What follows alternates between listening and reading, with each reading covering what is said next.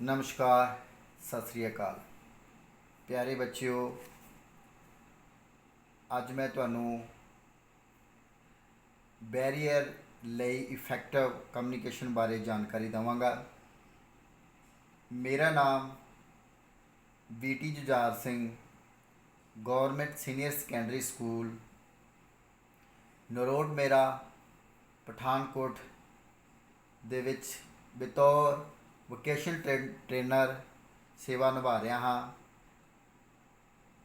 प्यारे बच्चों, अज तुहानू मैं लेवल 2 यूनिट 1 दा सैशन नंबर 5 पाठ बैरीयर लई इफैक्टिव कम्युनिकेशन के बारे जानकारी देवांगा। सब तो पहला जान पछाण, क्योंकि किसी भी टॉपिक या विषय को स्टार्ट करने तो पहला उसके बारे जानकारी होनी बहुत ज़रूरी है। तो प्यारे बच्चे, सब तो पहला कि कम्युनिकेशन कम्युनिकेशन की चीज़ है जिसनों आपां संचार कहते हाँ। आपां पिछले भी कुछ चैप्टरां दे विच पढ़िया सीगा कि संचार की चीज़ है, कम्युनिकेशन की चीज़ है। संचार एक ऐसी भाषा, ऐसा शब्द जो लतीनी भाषा तो लिया गया है, जिस दे विच कोई दो स्रोते शब्दों का आदान प्रदान करते हैं,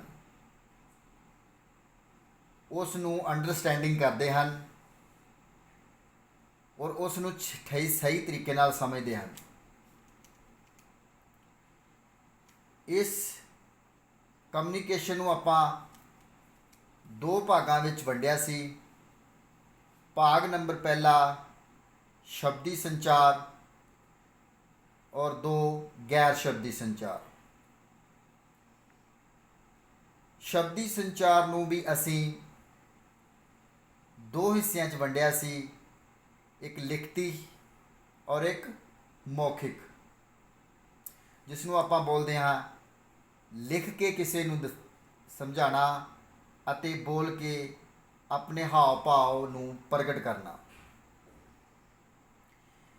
प्यारे बच्चों, इस दे विच 3 स्रोते हुंदे हन, जिसनों कहा गया है सैंडर, रिसीवर और उन्हां दा माध्यम, विशा जिन्हों आप कह सकते हैं कि किस विषय के उत्ते संचार नूं असीं सेंड किया है और उस विषय का सही तरीके नाल रिसीवर ने सही तरीके नाल उसनूं रिसीव करके उसनूं समझ के उहदे बारे सही तरीके की फीडबैक दी है।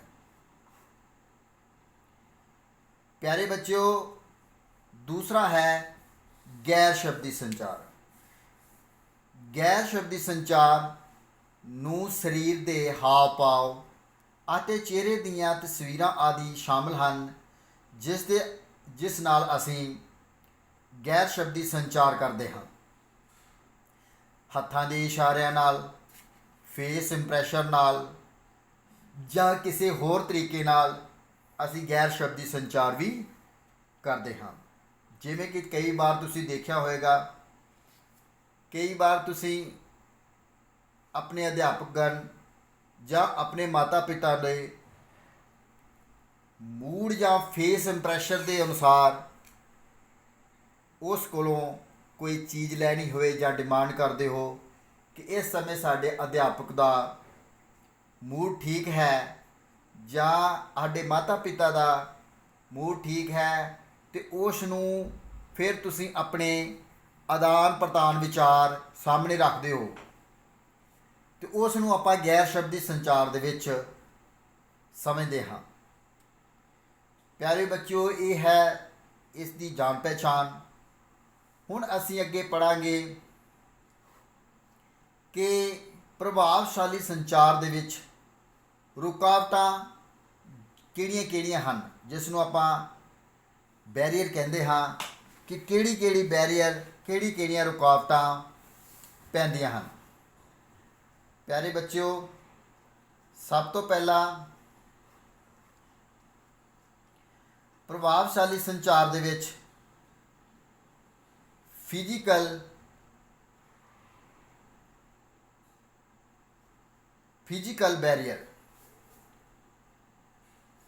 ਬੈਰੀਅਰ ਦੇ ਵਿੱਚ ਤੁਹਾਨੂੰ ਸਭ ਤੋਂ ਪਹਿਲਾਂ ਸ਼ੋਰ ਸ਼ਰਾਬਾ ਨੋਇਸ ਦੇ ਬਾਰੇ ਜਾਣਕਾਰੀ ਦਿੰਦੇ ਹਾਂ। ਸ਼ੋਰ ਸ਼ਰਾਬੇ ਨੂੰ ਤੁਸੀਂ ਜਿਵੇਂ ਉਦਾਹਰਨ ਦੇ ਤੌਰ ਤੇ ਦੇਖਿਆ ਹੈਗਾ ਕਿ ਕਈ ਜਗ੍ਹਾ ਤੇ ਕੋਈ ਸ਼ਾਦੀ ਸਮਾਰੋਹ ਹੋਏ ਅਤੇ ਡੀਜੇ ਲੱਗਿਆ ਹੋਏ, ਉਸ ਸਮੇਂ ਸ਼ੋਰ ਸ਼ਰਾਬੇ ਦੇ ਦੌਰਾਨ ਕਿਸੇ ਦੀ ਫੋਨ ਕਾਲ ਆ ਜਾਏ, ਇਲੈਕਟ੍ਰੀਕਲ ਕਮਿਊਨੀਕੇਸ਼ਨ ਆ ਜਾਏ ਅਤੇ ਉਸ ਦੇ ਵਿੱਚ ਸ਼ੋਰ ਸ਼ਰਾਬਾ ਡੀਜੇ ਵਗੈਰਾ ਚੱਲ ਰਿਹਾ ਹੋਵੇ, ਤਾਂ ਉਸ ਦਾ ਬਹੁਤ ਵੱਡਾ ਕਾਰਨ ਬਣ ਜਾਏਗਾ ਕਿ ਉਸ ਨੂੰ ਸੈਂਡਰ ਨੂੰ ਰਿਸੀਵਰ ਦੀ ਆਵਾਜ਼ ਸਹੀ ਤਰੀਕੇ ਨਾਲ ਨਹੀਂ ਸੁਣਾਈ ਦੇਗੀ ਅਤੇ ਰਿਸੀਵਰ ਨੂੰ ਸੈਂਡਰ ਦੀ ਸਹੀ ਆਵਾਜ਼ ਨਹੀਂ ਸੁਣਾਈ ਦੇਵੇਗੀ। ਤੋ ਇਹ ਬਹੁਤ ਇੰਪੋਰਟੈਂਟ ਹੈ ਫਿਜ਼ੀਕਲ ਬੈਰੀਅਰ ਦੇ ਵਿੱਚ ਸ਼ੋਰ ਸ਼ਰਾਬਾ। ਪਿਆਰੇ ਬੱਚਿਓ, ਦੂਸਰੀ ਇਸ ਦੀ ਉਦਾਹਰਨ ਹੈ ਕਿ ਅਗਰ ਕਲਾਸਰੂਮ ਜਾਂ ਸਕੂਲ ਕਿਸੇ ਪਬਲਿਕ ਟਰਾਂਸਪੋਰਟ ਜਾਂ ਪਬਲਿਕ ਏਰੀਏ ਦੇ ਵਿੱਚ ਜਿੱਥੇ ਜ਼ਿਆਦਾ ਆਵਾਜਾਈ ਜਾਂ ਜ਼ਿਆਦਾ ਟਰਾਂਸਪੋਰਟ ਹਰਕਤਾਂ ਕਰਦੇ ਹੋਣ, ਉੱਥੇ ਵੀ ਸ਼ੋਰ ਸ਼ਰਾਬੇ ਨੋਇਸ ਦੀ ਉਦਾਹਰਨ ਦਿੱਤੀ ਜਾ ਸਕਦੀ ਹੈ। ਦੂਸਰੀ ਉਦਾਹਰਨ ਪਿਆਰੇ ਬੱਚਿਓ ਹੈ ਸਮਾਂ ਅਤੇ ਦੂਰੀ।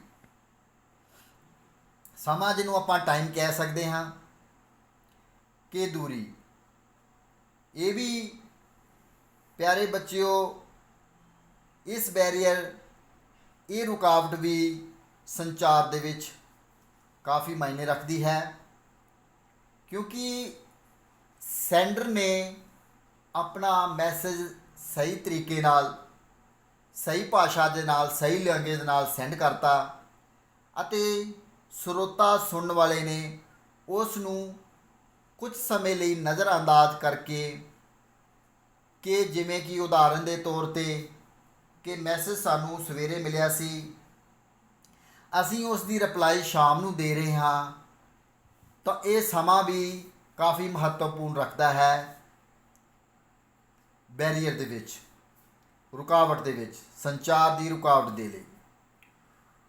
ਉਸ ਤੋਂ ਬਾਅਦ ਆ ਜਾਂਦਾ ਹੈ ਦੂਰੀ। ਅੱਜ ਦੇ ਇਸ ਸਮਾਰਟ ਟੈਕਨੋਲੋਜੀ ਸਮੇਂ ਦੇ ਅਨੁਸਾਰ, ਜ਼ਮਾਨੇ ਦੇ ਅਨੁਸਾਰ ਦੂਰੀ ਇੰਨੀ ਜ਼ਿਆਦਾ ਮਹੱਤਵਪੂਰਨ ਨਹੀਂ ਹੈ, ਲੇਕਿਨ ਕੁਝ ਇੱਕ ਐਸੇ ਏਰੀਏ ਹੁੰਦੇ ਹਨ ਜਿੱਥੇ ਦੂਰੀ ਨੂੰ ਕਾਫੀ ਜ਼ਿਆਦਾ ਮਹੱਤਵਤਾ ਦਿੱਤੀ ਜਾਂਦੀ ਹੈ। ਜਿਵੇਂ ਕਿ ਅਸੀਂ ਇਸ ਏਰੀਏ ਦੇ ਵਿੱਚ ਆਰਾਮ ਦੇ ਨਾਲ ਇਲੈਕਟ੍ਰੀਕਲ, ਫੋਨ, ਮੇਲ, ਕੰਪਿਊਟਰ, ਕਈ ਹੋਰ ਮਾਧਿਅਮ ਦੇ ਨਾਲ ਆਪਾਂ ਦੂਰ ਤੋਂ ਨੇੜੇ ਔਰ ਨੇੜੇ ਤੋਂ ਦੂਰ ਨੂੰ ਸੁਨੇਹੇ ਨੂੰ ਬਹੁਤ ਆਸਾਨੀ ਜਾਂ ਪੀਏ ਇਕਵਿਪਮੈਂਟ ਦੇ ਰਾਹੀਂ ਭੇਜ ਸਕਦੇ ਹਾਂ, ਸੁਣ ਸਕਦੇ ਹਾਂ, ਦੱਸ ਸਕਦੇ ਹਾਂ। ਲੇਕਿਨ ਕਈ ਵਾਰ ਤੁਸੀਂ ਦੇਖਿਆ ਹੋਵੇਗਾ ਕਿ ਜੋ ਦੁਰਗਮ ਇਲਾਕੇ ਹੁੰਦੇ ਹਨ, ਜਿਵੇਂ ਕਿ ਪਹਾੜੀ ਇਲਾਕੇ, ਜਿਵੇਂ ਅਸੀਂ ਆਰਮੀ ਏਰੀਏ ਦੇ ਵਿੱਚ ਪਹਾੜੀ ਇੱਕ ਇਲਾਕੇ ਦੇ ਵਿੱਚ ਓਪਰੇਟ ਕਰਦੇ ਹੋਈਏ ਜਾਂ ਉਸ ਏਰੀਏ ਦੇ ਵਿੱਚ ਡਿਊਟੀ ਦਿੰਦੇ ਹੋਈਏ, ਤਾਂ ਸਾਨੂੰ ਇਹ ਜੋ ਦੂਰੀ ਹੈ ਇਹਦੇ ਵਿੱਚ ਕਾਫੀ ਜ਼ਿਆਦਾ ਬੈਰੀਅਰ ਜਾਂ ਰੁਕਾਵਟ ਪਏਗੀ। ਤੋ ਪਿਆਰੇ ਬੱਚਿਓ, ਇਹ ਵੀ ਸਾਡੇ ਵਿੱਚ ਬੈਰੀਅਰ ਦੀ ਬਹੁਤ ਜ਼ਿਆਦਾ ਮਹੱਤਵਤਾ ਜਾਂ ਇੰਪੋਰਟੈਂਸ ਹੈ। ਅਗਲਾ ਹੈ ਲੈਂਗੁਏਜ, ਜਿਹਨੂੰ ਆਪਾਂ ਭਾਸ਼ਾਈ ਰੁਕਾਵਟਾਂ ਕਹਿ ਸਕਦੇ ਹਾਂ। ਪਿਆਰੇ ਬੱਚਿਓ, ਭਾਸ਼ਾਈ ਰੁਕਾਵਟਾਂ ਤੁਸੀਂ ਕਈ ਵਾਰ ਦੇਖਿਆ ਹੋਵੇਗਾ ਕਿ ਸਰੋਤਾ ਆਪਣੀ ਭਾਸ਼ਾ ਨੂੰ ਬੜੇ ਹੀ ਸਰਲ ਤਰੀਕੇ ਨਾਲ ਜਾਂ ਇੰਗਲਿਸ਼ ਦੇ ਵਿੱਚ ਜਾਂ ਪੰਜਾਬੀ ਦੇ ਵਿੱਚ ਜਾਂ ਕਿਸੇ ਵੀ ਭਾਸ਼ਾ ਦੇ ਵਿੱਚ ਦੱਸ ਰਿਹਾ ਹੈ ਤੇ ਰਿਸੀਵਰ ਉਸ ਭਾਸ਼ਾ ਨੂੰ ਸਹੀ ਤਰੀਕੇ ਨਾਲ ਨਹੀਂ ਜਾਣਦਾ, ਤਾਂ ਇਹ ਭਾਸ਼ਾ ਵੀ ਇੱਕ ਬਹੁਤ ਵੱਡੀ ਰੁਕਾਵਟ ਬਣ ਜਾਂਦੀ ਹੈ। ਕਿਉਂਕਿ ਸੈਂਡਰ ਨੇ ਇੰਗਲਿਸ਼ ਦੇ ਵਿੱਚ ਮੈਸੇਜ ਨੂੰ ਸੈਂਡ ਕੀਤਾ ਹੈ, ਤਾਂ ਕਈ ਵਾਰ ਸਮਝ ਤੇ ਉਹ ਜਾਵੇਗਾ ਲੇਕਿਨ ਉਸ ਨੂੰ ਸਮੇਂ ਲੱਗੇਗਾ, ਲੇਕਿਨ ਪੂਰਨ ਤਰੀਕੇ ਨਾਲ ਸਹੀ ਤਰੀਕੇ ਨਾਲ ਉਸ ਲੈਂਗੁਏਜ ਨੂੰ ਨਹੀਂ ਪਕੜ ਪਾਏਗਾ, ਨਹੀਂ ਉਸ ਦੀ ਫੀਡਬੈਕ ਰਿਪਲਾਈ ਨਹੀਂ ਦੇਗਾ। ਉਦਾਹਰਨ ਦੇ ਤੌਰ ਤੇ ਤੁਸੀਂ ਕਈ ਵਾਰ ਪਿੰਡ ਦੇ ਵਿੱਚ ਦੇਖਿਆ ਹੋਵੇਗਾ ਕਿ ਪੁਰਾਣੇ ਬਜ਼ੁਰਗਾਂ ਨੂੰ ਕਈ ਵਾਰ ਮੋਬਾਈਲ ਦੇ ਉੱਤੇ ਮੈਸੇਜ ਆ ਜਾਂਦਾ ਹੈ ਤੇ ਉਹ ਮੈਸੇਜ ਨੂੰ ਪੜ੍ਹਾਉਣ ਲਈ ਉਹ ਕਿਸੇ ਵਿਦਿਆਰਥੀ ਨੂੰ ਜਾਂ ਜਿਹੜਾ ਉਸ ਭਾਸ਼ਾ ਨੂੰ ਚੰਗੀ ਤਰ੍ਹਾਂ ਪੜ੍ਹ ਲੈਂਦਾ ਹੈ ਉਸ ਨੂੰ ਪੁੱਛੇਗਾ ਕਿ ਬੇਟਾ ਇਹ ਮੈਸੇਜ ਕੀ ਲਿਖਿਆ ਹੈ, ਇਸ ਵਿੱਚ ਕੀ ਆਫਰ ਹੈ, ਜਾਂ ਕੋਈ ਵੀ ਮੈਸੇਜ ਆ ਜਾਂਦਾ ਹੈ। ਇਸ ਲਈ ਭਾਸ਼ਾ ਦਾ ਗਿਆਨ ਹੋਣਾ ਬਹੁਤ ਹੀ ਮਹੱਤਵਪੂਰਨ ਹੈ। ਇਹ ਬੈਰੀਅਰ ਦੇ ਵਿੱਚ ਬਹੁਤ ਵੱਡੀ ਰੁਕਾਵਟ ਪੈਦਾ ਹੋ ਸਕਦੀ ਹੈ ਅਗਰ ਭਾਸ਼ਾ ਦਾ ਗਿਆਨ ਨਹੀਂ ਹੋਵੇਗਾ। ਪਿਆਰੇ ਬੱਚਿਓ, ਅਗਲੀ ਰੁਕਾਵਟ ਦਾ ਨਾਂ ਹੈ ਵਿਅਕਤੀਗਤ ਵਿਸ਼ੇਸ਼ਤਾ। ਵਿਅਕਤੀਗਤ ਵਿਸ਼ੇਸ਼ਤਾਵਾਂ ਜੈਵਿਕ ਕਣ, ਜਿਸ ਨੂੰ ਆਪਾਂ ਬੋਲਣਾ, ਜਿਵੇਂ ਆਪਾਂ ਕੀ ਕਹਿ ਸਕਦੇ ਹਾਂ ਕਿ ਸਹੀ ਤਰੀਕੇ ਦੇ ਨਾਲ ਉਸ ਬੋਲਣ ਨੂੰ ਨਹੀਂ ਪ੍ਰਗਟ ਕਰਦੇ। ਉਦਾਹਰਨ ਦੇ ਤੌਰ ਤੇ ਤੋਤਲਾ ਕਰਕੇ ਬੋਲਣਾ, ਇਹ ਵਿਅਕਤੀਗਤ ਵਿਸ਼ੇਸ਼ਤਾਵਾਂ ਦੇ ਵਿੱਚ ਆ ਜਾਂਦਾ ਹੈ। ਕਿ ਬੁੱਲ੍ਹਾਂ ਨੂੰ ਚਿਪਕ ਕੇ ਬੋਲਣਾ, ਜੀਭ ਨੂੰ ਲਗਾ ਕੇ ਬੋਲਣਾ, ਤਤਲਾ ਕੇ ਬੋਲਣਾ, ਰਾਰੇ ਨੂੰ ਰਾੜੇ ਦੇ ਵਿੱਚ ਪ੍ਰਯੋਗ ਕਰਨਾ, ਸੱਸੇ ਨੂੰ ਫੱਫੇ ਦੇ ਵਿੱਚ ਪ੍ਰਯੋਗ ਕਰਨਾ।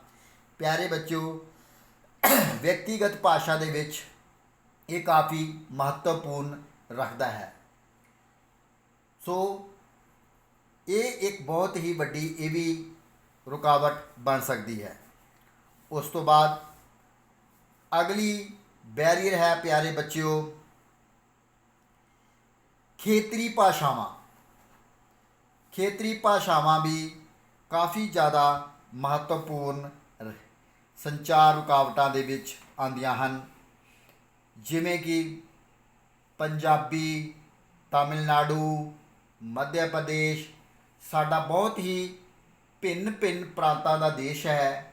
ਅਲੱਗ-ਅਲੱਗ ਪ੍ਰਕਾਰ ਦੇ ਲੋਕ ਇੱਥੇ ਭਾਸ਼ਾਵਾਂ ਬੋਲਦੇ ਹਨ।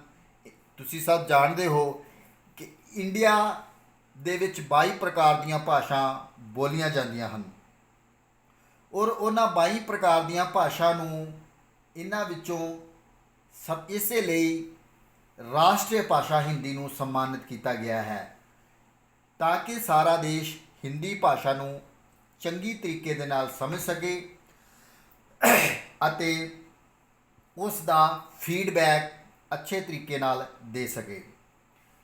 ਆਪ ਸਭ ਨੂੰ ਪਤਾ ਹੈ ਕਿ ਪੂਰੇ ਵਰਲਡ ਦੇ ਵਿੱਚ ਇੰਗਲਿਸ਼ ਭਾਸ਼ਾ ਨੂੰ ਪੂਰੇ ਵਰਲਡ ਦੇ ਵਿੱਚ ਵਰਲਡ ਦੀ ਲੈਂਗੁਏਜ ਨੂੰ ਮਾਨਤਾ ਦਿੱਤੀ ਗਈ ਹੈ। तो ਖੇਤਰੀ ਭਾਸ਼ਾਵਾਂ ਵੀ ਕਾਫੀ ਜ਼ਿਆਦਾ ਇੰਪੋਰਟੈਂਸ ਰੱਖਦੇ ਹਨ ਕਿ ਸਰੋਤਾ ਔਰ ਰਿਸੀਵਰ ਦੋਨੇ ਹੀ ਆਪਸ ਦੇ ਵਿੱਚ ਆਪਣੀਆਂ ਭਾਸ਼ਾਵਾਂ ਦੇ ਵਿੱਚ ਕਈ ਵਾਰ ਗੱਲ ਕਰਦੇ ਸਮੇਂ ਆਪਣੀ ਭਾਸ਼ਾ ਜੋ ਮਾਤਰ ਬੋਲੀ ਹੈ ਉਸ ਨੂੰ ਵਿੱਚ ਸ਼ਾਮਿਲ ਕਰ ਦਿੰਦੇ ਹਨ। ਪਿਆਰੇ ਬੱਚਿਓ, ਅੱਗੇ ਹੈ ਅਗਲੀ ਬੈਰੀਅਰ ਹੈ ਈਮੇਲ, ਜਿਸ ਨੂੰ ਆਪਾਂ ਟੈਕਸਟ ਮੈਸੇਜ ਕਹਿ ਦਿੰਦੇ ਹਾਂ। ਟੈਕਸਟ ਮੈਸੇਜ ਦੇ ਵਿੱਚ ਵੀ ਕਾਫੀ ਕੁਝ ਬੈਰੀਅਰ ਨੂੰ ਕੰਟਰੋਲ ਕਰਨ ਦੇ ਵਿੱਚ ਦਿੱਕਤ ਮਹਿਸੂਸ ਹੁੰਦੀ ਹੈ ਕਿ ਲਿਖਣ ਵਾਲਾ ਮੇਲ ਨੂੰ ਸਹੀ ਤਰੀਕੇ ਦੇ ਨਾਲ ਨਹੀਂ ਲਿਖ ਪਾਉਂਦਾ, ਜਿਸ ਕਰਕੇ ਰਿਸੀਵਰ ਉਸ ਨੂੰ ਸਹੀ ਤਰੀਕੇ ਨਾਲ ਪੜ੍ਹ ਕੇ ਉਸ ਦਾ ਸਹੀ ਤਰੀਕੇ ਨਾਲ ਰਿਸੀਵ ਨਹੀਂ ਕਰ ਪਾਉਂਦਾ। ਈਮੇਲ ਨੂੰ ਇੰਗਲਿਸ਼ ਦੇ ਵਿੱਚ ਲਿਖਣ ਦੇ ਵਿੱਚ ਇੰਗਲਿਸ਼ ਭਾਸ਼ਾ ਦਾ ਗਿਆਨ ਹੋਣਾ ਬਹੁਤ ਹੀ ਜ਼ਰੂਰੀ ਹੈ। ਪਿਆਰੇ ਬੱਚਿਓ, ਅਗਲਾ ਹੈ ਇਮੋਸ਼ਨਲ ਬੈਰੀਅਰ, ਭਾਵਨਾਤਮਕ ਇਮੋਸ਼ਨਲ, ਜਿਸ ਨੂੰ ਆਪਾਂ ਕਈ ਪ੍ਰਕਾਰ ਦੇ ਉਦਾਹਰਨਾਂ ਦੇ ਨਾਲ ਤੁਹਾਨੂੰ ਸਭ ਨੂੰ ਸਮਝਾਵਾਂਗੇ। ਇਮੋਸ਼ਨਲ ਬੈਰੀਅਰ ਦੇ ਵਿੱਚ ਸਭ ਤੋਂ ਪਹਿਲਾਂ ਆ ਜਾਂਦਾ ਹੈ ਗੁੱਸਾ, ਜਿਸ ਨੂੰ ਆਪਾਂ ਐਂਕਰ ਕਹਿ ਦਿੰਦੇ ਹਾਂ। ਪਿਆਰੇ ਬੱਚਿਓ, ਗੁੱਸਾ ਇਨਸਾਨ ਦਾ ਸਭ ਤੋਂ ਵੱਡੀ ਕਮਜ਼ੋਰ ਇੱਕ ਕੜੀ, ਜਿਸ ਨੂੰ ਕਹਿ ਸਕਦੇ ਹਾਂ ਕਿ ਗੁੱਸੇ ਦੇ ਨਾਲ ਕਈ ਵਾਰ ਗਲਤ ਫੈਸਲੇ ਹੋ ਜਾਂਦੇ ਹਨ ਔਰ ਇਹ ਬੈਰੀਅਰ ਦੇ ਵਿੱਚ ਬਹੁਤ ਜ਼ਿਆਦਾ ਇਫੈਕਟ ਕਰਦਾ ਹੈ। ਗੁੱਸੇ ਵਿੱਚ ਕਈ ਵਾਰ ਕੀਤੇ ਗਏ ਫੈਸਲੇ, ਗੁੱਸੇ 'ਚ ਕਈ ਵਾਰ ਕੀਤਾ ਗਿਆ ਕੰਮ, ਗੁੱਸੇ 'ਚ ਕਈ ਵਾਰ ਕੀਤੀ ਗਈ ਗੱਲਬਾਤ ਸੰਚਾਰ ਰੁਕਾਵਟਾਂ ਦੇ ਵਿੱਚ ਬਹੁਤ ਜ਼ਿਆਦਾ ਸਹੀ ਤਰੀਕੇ ਦੇ ਬੈਰੀਅਰ ਨੂੰ ਨਹੀਂ ਪਕੜ ਪਾਉਂਦਾ। ਉਦਾਹਰਨ ਦੇ ਤੌਰ 'ਤੇ ਤੁਸੀਂ ਘਰ ਤੋਂ ਸਕੂਲ ਤੱਕ ਬਹੁਤ ਗੁੱਸੇ ਵਿੱਚ ਆਏ ਹੋ। ਕਿਸੇ ਕਾਰਨ ਤੁਹਾਡੇ ਮੰਮੀ ਪਾਪਾ ਨੇ ਤੁਹਾਨੂੰ ਡਾਂਟਿਆ, ਜਿਸ ਦੇ ਕਾਰਨ ਤੁਹਾਡਾ ਬਹੁਤ ਜ਼ਿਆਦਾ ਗੁੱਸਾ ਸੀ। ਤੁਸੀਂ ਸਕੂਲ ਵਿੱਚ ਆਏ, ਅਧਿਆਪਕ ਤੁਹਾਨੂੰ ਪਾਠ ਪੜ੍ਹਾ ਰਿਹਾ ਹੈ, ਅਧਿਆਪਕ ਤੁਹਾਨੂੰ ਲੈਸਨ ਚਲਾ ਰਿਹਾ ਹੈ, ਉਹ ਆਪਣਾ ਮੈਸੇਜ ਸਹੀ ਤਰੀਕੇ ਨਾਲ ਸੈਂਡ ਕਰ ਰਿਹਾ ਹੈ, ਲੇਕਿਨ ਤੁਸੀਂ ਗੁੱਸੇ ਦੇ ਕਾਰਨ ਉਸ ਮੈਸੇਜ ਨੂੰ ਸਹੀ ਤਰੀਕੇ ਦੇ ਨਾਲ ਨਹੀਂ ਪਕੜ ਰਹੇ। तो गुस्सा भी एक बहुत ही ज़्यादा सेंडर और रिसीवर दे विच बहुत ही ज़्यादा बैरीयर रुकावट पैदा करता है। गुस्से दे नाल रिलेटेड अगला पॉइंट है तनाव, जिसनों आपां स्ट्रैस कह दिंदे हां। प्यारे बच्चों, अज दे इस आधुनिक युग दे विच स्ट्रैस बहुत ज़्यादा इंपॉर्टेंट है। हर एक इंसान स्ट्रैस दे विच जी रहा है, तनाव दे विच जी रहा है, लेकिन अपना सही समा, सही काम और सही तरीके दी एक्टिविटी करन नाल आपां अपने स्ट्रैस नूं और सही मनोरंजन लैण नाल दूर कर सकते हाँ। प्यारे बच्चों, ये बैरीयर का बहुत बड़ा कारण है कि कई बार काम वाली जगह के उत्ते जां किसी इंडस्ट्री एरिए दे विच जां किसी शॉप दे विच जां किसी मॉल दे विच तुसी ड्यूटी खड़े हो, उस टाइम तुहानूं किसी घर की प्रॉब्लम है, स्ट्रैस है, तुसी अपनी ड्यूटी, तुसी अपना वर्क, तुसी अपना काम सही तरीके नाल नहीं कर सकते। तो स्ट्रैस नूं इस सबजैक्ट दे विच बहुत ज़्यादा इंपोर्टेंस है। ये बैरीयर का बहुत बड़ा कारण है। प्यारे बच्चों, स्ट्रैस बिल्कुल नहीं लेना चाहिए। अगला है एकाग्रता की कमी, जिसनों आपां लैक ऑफ अटेंशन कह सकते हाँ। एकाग्रता प्यारे बच्चों वो हुंदी है कि तुसी किसी चीज़ नूं बिल्कुल ध्यान दे नाल नहीं सुनना। कई बार देखो अज के जमाने च बच्चा स्मार्टफोन नूं कितनी जल्दी सीखता है। उसका कारण की है? उसका कारण यही है कि उसका जो एकाग्रता है, उसका जो लैक ऑफ अटेंशन है, वो बहुत ही ज़्यादा उस दे विच सीखण च ध्यान हुंदा है। लेकिन उसकी एकाग्रता की कमी जिस समय कोई उसनूं अध्यापक काम दिंदा है जां कोई उस तो उसका माँ प्यो उसनूं कुछ बोलता है, कुछ कहता है, तो वो उस दे विच ध्यान नहीं दिंदा, जिसनूं आपां एकाग्रता की कमी भी कह सकते हाँ। तो इस तरीके नाल एकाग्रता की कमी भी संचार दे विच बहुत बड़ी बाधा है कि एकाग्र किसी वेले किसी कंपनी का इंडस्ट्री का मालक अपने थले ਕੰਮ ਕਰਨ ਵਾਲੇ ਮੁਲਾਜ਼ਮਾਂ ਨੂੰ ਮੈਸੇਜ ਦੇ ਰਿਹਾ ਹੈ ਤੇ ਉਹਦੀ ਇਕਾਗਰਤਾ ਉਸ ਸਮੇਂ ਨਹੀਂ ਹੈ, ਤਾਂ ਇਹ ਵੀ ਇਸ ਕਮਿਊਨੀਕੇਸ਼ਨ ਨੂੰ, ਲੈਂਗੁਏਜ ਨੂੰ ਕਾਫੀ ਪ੍ਰਭਾਵਿਤ ਕਰਦੀ ਹੈ। ਅਗਲਾ ਪੁਆਇੰਟ ਹੈ ਰਵੱਈਆ ਅਤੇ ਰਾਏ, ਜਿਸ ਨੂੰ ਆਪਾਂ ਬੋਲ ਸਕਦੇ ਹਾਂ ਐਟੀਟਿਊਡ ਐਂਡ ਓਪੀਨੀਅਨ। ਰਵੱਈਆ ਅਤੇ ਰਾਏ ਵੀ ਕਾਫੀ ਜ਼ਿਆਦਾ ਮਹੱਤਵਪੂਰਨ ਹੈ ਪਿਆਰੇ ਬੱਚਿਓ, ਜਿਸ ਨੂੰ ਆਪਾਂ ਉਦਾਹਰਨ ਦੇ ਤੌਰ ਤੇ ਅਸਾਂ ਐਟੀਟਿਊਡ ਨੂੰ ਹੰਕਾਰ ਦਾ ਨਾਂ ਵੀ ਦੇ ਸਕਦੇ ਹਾਂ। ਕਈ ਵਾਰ ਅਸੀਂ ਸਾਰੇ ਜਾਣੇ ਇਹ ਚੀਜ਼ ਨੂੰ ਸੋਚ ਲੈਂਦੇ ਹਾਂ ਕਿ ਮੈਂ ਸਹੀ ਹਾਂ, ਔਰ ਜੋ ਮੈਨੂੰ ਅਗਲਾ ਕੁਝ ਮੈਸੇਜ ਦੇ ਰਿਹਾ ਹੈ ਜਾਂ ਸੁਨੇਹਾ ਦੇ ਰਿਹਾ ਤਾਂ ਉਹ ਗਲਤ ਹੈ। ਤਾਂ ਇਹ ਰਵੱਈਆ ਅਤੇ ਰਾਏ ਦੇ ਵਿੱਚ ਇਸ ਬੈਰੀਅਰ ਨੂੰ ਸਮਝਣ ਦੇ ਵਿੱਚ ਤੁਸੀਂ ਆਪਣੇ ਆਪ ਨੂੰ ਵੀ ਇਸ ਜਗ੍ਹਾ ਦੇ ਉੱਤੇ ਰੱਖ ਕੇ ਕਦੀ ਦੇਖਣਾ ਪਵੇਗਾ ਕਿ ਅਸੀਂ ਵੀ ਕਦੀ ਗਲਤ ਹੋ ਸਕਦੇ ਹਾਂ। ਤਾਂ ਪਿਆਰੇ ਬੱਚਿਓ, ਰਵੱਈਆ ਅਤੇ ਰਾਏ, ਜਿਸ ਨੂੰ ਆਪਾਂ ਐਟੀਟਿਊਡ, ਆਪਣਾ ਐਟੀਟਿਊਡ ਹੈ, ਉਹ ਵੀ ਸੰਚਾਰ ਦੇ ਵਿੱਚ ਵਾਧਾ ਕਾਫੀ ਦੇ ਸਕਦੀ ਹੈ। ਅਗਲੀ ਰੁਕਾਵਟ ਹੈ ਸੱਭਿਆਚਾਰਕ ਰੁਕਾਵਟਾਂ, ਜਿਸ ਨੂੰ ਆਪਾਂ ਕਲਚਰ ਬੈਰੀਅਰ ਕਹਿ ਸਕਦੇ ਹਾਂ। ਪਿਆਰੇ ਬੱਚਿਓ, ਮੈਂ ਜਿਵੇਂ ਪਹਿਲੇ ਵੀ ਤੁਹਾਨੂੰ ਦੱਸਿਆ ਹੈ ਕਿ ਸਾਡਾ ਦੇਸ਼ ਕਈ ਭਾਸ਼ਾਵਾਂ, ਕਈ ਧਰਮਾਂ ਦੇ ਨਾਲ ਚੱਲ ਰਿਹਾ ਹੈ। ਇਹ ਸਾਰੇ ਹੀ ਸਾਡੇ ਦੇਸ਼ ਦੇ ਵਿੱਚ ਇੱਕ ਦੂਸਰੇ ਦਾ ਬਹੁਤ ਸਨਮਾਨ ਕਰਦੇ ਹਨ, ਲੇਕਿਨ ਜਿਸ ਟਾਈਮ ਦੇ ਉੱਤੇ ਅਸੀਂ ਸੰਚਾਰ ਜਾਂ ਕਮਿਊਨੀਕੇਸ਼ਨ ਕਰਦੇ ਹਾਂ ਤੇ ਇਹ ਜੋ ਕਲਚਰ ਜਾਂ ਸੱਭਿਆਚਾਰਕ ਵੀ ਰੁਕਾਵਟਾਂ ਇਸ ਦੇ ਵਿੱਚ ਬਹੁਤ ਜ਼ਿਆਦਾ ਮਾਇਨੇ ਰੱਖਦੀਆਂ ਹਨ। ਸੱਭਿਆਚਾਰ ਰੁਕਾਵਟ ਉਦੋਂ ਹੁੰਦੀਆਂ ਹਨ ਜਦੋਂ ਵੱਖ-ਵੱਖ ਸੱਭਿਆਚਾਰ ਦੇ ਲੋਕ ਹੁੰਦੇ ਹਨ, ਇੱਕ ਦੂਜੇ ਦੇ ਰਿਵਾਜ ਨੂੰ ਸਮਝਣ ਵਿੱਚ ਅਸਮਰਥ। ਤੁਸੀਂ ਜਿਵੇਂ ਦੇਖਿਆ ਹੋਵੇਗਾ ਕਿ ਅਸੀਂ ਪੰਜਾਬੀ ਹਾਂ, ਅਸੀਂ ਆਪਣੇ ਤਰੀਕੇ ਨਾਲ, ਆਪਣੇ ਰਿਵਾਜਾਂ ਨਾਲ ਹਰ ਇੱਕ ਨਾਲ ਇੱਕ ਦੂਸਰੇ ਨਾਲ ਗੱਲਬਾਤ ਕਰਦੇ ਹਾਂ। ਸਾਊਥ ਵਾਲੇ ਸਾਈਡ ਅਲੱਗ ਕਰਦੇ ਹਨ, ਨਾਰਥ ਵਾਲੇ ਸਾਈਡ ਅਲੱਗ ਕਰਦੇ ਹਨ, ਈਸਟ ਵਾਲੇ ਅਲੱਗ ਕਰਦੇ ਹਨ। ਇਹ ਸਾਰੀਆਂ ਸੱਭਿਆਚਾਰ ਰੁਕਾਵਟਾਂ ਦੇ ਵਿੱਚ ਅਲੱਗ-ਅਲੱਗ ਹੁੰਦੇ ਹਨ। ਇਹ ਬਹੁਤ ਇੰਪੋਰਟੈਂਸ ਹੈ, ਇਸ ਦੇ ਬਾਰੇ ਜਾਣਕਾਰੀ ਹੋਣਾ ਬਹੁਤ ਜ਼ਰੂਰੀ ਹੈ। ਇਹ ਬੈਰੀਅਰ ਵੀ ਬਹੁਤ ਇੰਪੋਰਟੈਂਟ ਹੈ ਪਿਆਰੇ ਬੱਚਿਓ, ਸੱਭਿਆਚਾਰ ਰੁਕਾਵਟਾਂ। ਅਗਲੀ ਰੁਕਾਵਟ ਦਾ ਨਾਂ ਹੈ ਵਿਵਹਾਰ ਅਤੇ ਭਰੋਸਾ, ਜਿਸ ਨੂੰ ਆਪਾਂ ਵਿਵਹਾਰ ਅਤੇ ਭਰੋਸਾ ਦੇ ਵਿੱਚ ਵੀ ਰੁਕਾਵਟ ਦਾ ਕਾਫੀ ਜ਼ਿਆਦਾ ਇੰਪੋਰਟੈਂਸ ਹੈ ਕਿ ਕਿਸੇ ਦੇ ਉੱਤੇ ਕਿਸ ਤਰੀਕੇ ਨਾਲ ਆਪਾਂ ਜਿਸ ਨੂੰ ਕਹਿ ਸਕਦੇ ਹਾਂ ਕਿ ਇੰਟਰਸਟ ਜਾਂ ਭਰੋਸਾ ਜਾਂ ਵਿਸ਼ਵਾਸ ਜਾਂ ਇਹਨਾਂ ਚੀਜ਼ਾਂ ਨੂੰ ਵੀ ਕੀ ਕਾਰਨ ਹੈ, ਉਹ ਵੀ ਸੰਸਾਰ ਦੇ ਵਿੱਚ ਕਾਫੀ ਜ਼ਿਆਦਾ ਇੰਪੋਰਟੈਂਸ ਹੈ। ਉਸ ਤੋਂ ਬਾਅਦ ਆ ਗਿਆ ਅਗਲਾ ਪੁਆਇੰਟ ਧਰਮ।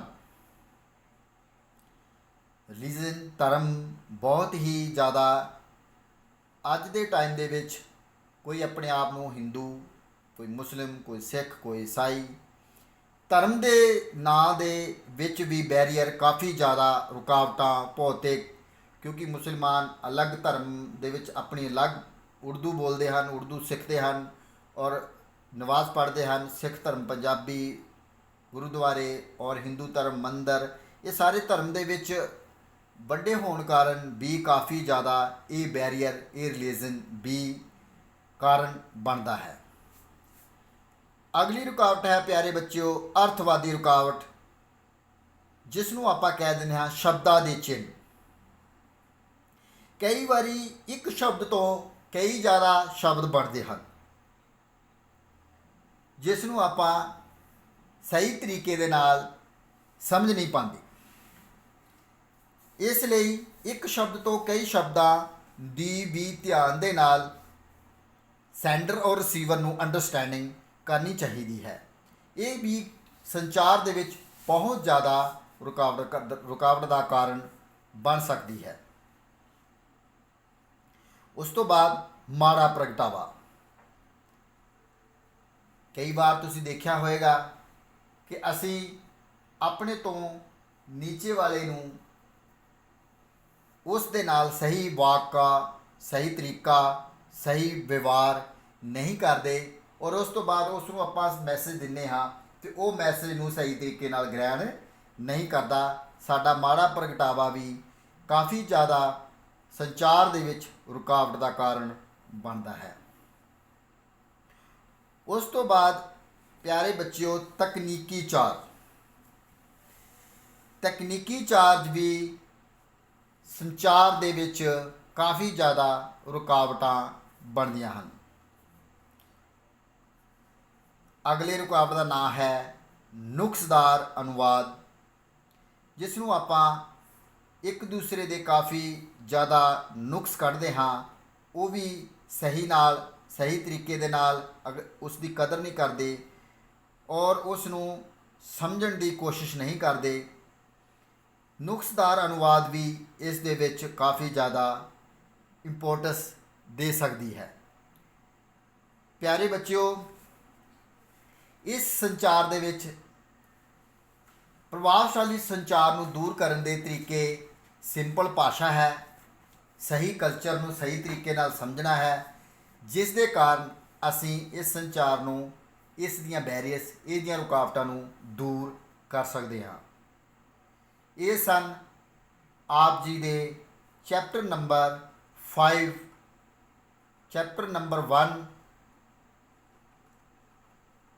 ਸੈਸ਼ਨ 5 ਦਾ ਬੈਰੀਅਰ ਲਈ ਇਫੈਕਟਿਵ ਕਮਿਊਨੀਕੇਸ਼ਨ ਦੇ ਪੁਆਇੰਟ। ਉਮੀਦ ਕਰਦਾ ਹਾਂ ਕਿ ਆਪ ਸਭ ਨੂੰ ਬਹੁਤ ਚੰਗੇ ਤਰੀਕੇ ਨਾਲ ਇਸ ਦੇ ਬਾਰੇ ਪਤਾ ਜਾਂ ਸਮਝ ਲੱਗ ਗਈ ਹੋਵੇਗੀ। ਪਿਆਰੇ ਵਿਦਿਆਰਥੀਓ, ਧੰਨਵਾਦ। ਜੈ ਹਿੰਦ, ਸਤਿ ਸ਼੍ਰੀ ਅਕਾਲ।